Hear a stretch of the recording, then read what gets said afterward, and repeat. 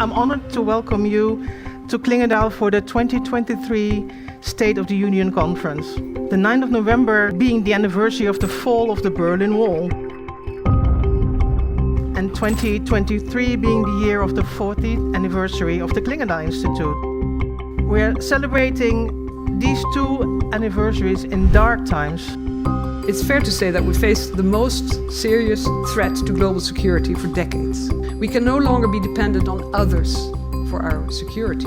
We must do more to strengthen Europe's ability to act. And that means, on the long term, structural investment in strengthening our armed forces, intensifying cooperation between armed forces in Europe. We have to put our money where our mouth is, and it's going to be for the long run.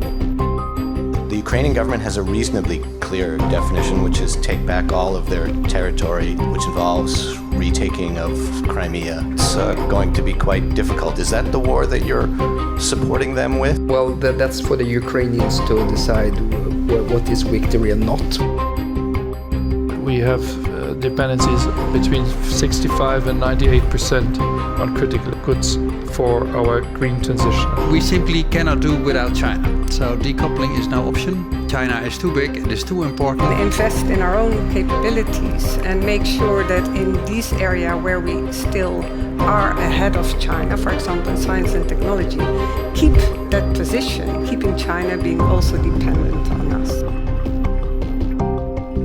There are concerns about the U.S. direction of travel after 2024. Across the political spectrum in the U.S., but particularly on the right, there is quite a strong belief that Europe can and should be doing more for itself.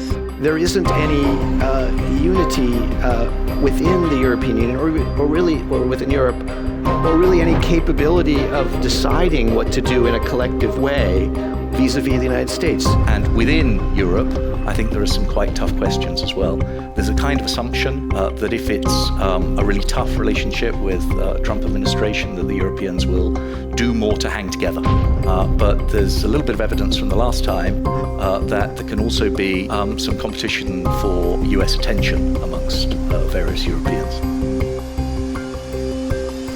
Now, what I hope is that 2024 at least will start to offer some sort of endgames for these two questions, which will not be only in the interest of the people concerned, the Israelis and the Palestinians and the Ukrainians, but also in our interest. It is so much also in our interest, I wish to tell you, because otherwise we are going to live in a more and more unpredictable world, with, in particular, also the European Union not ready actually to face these challenges.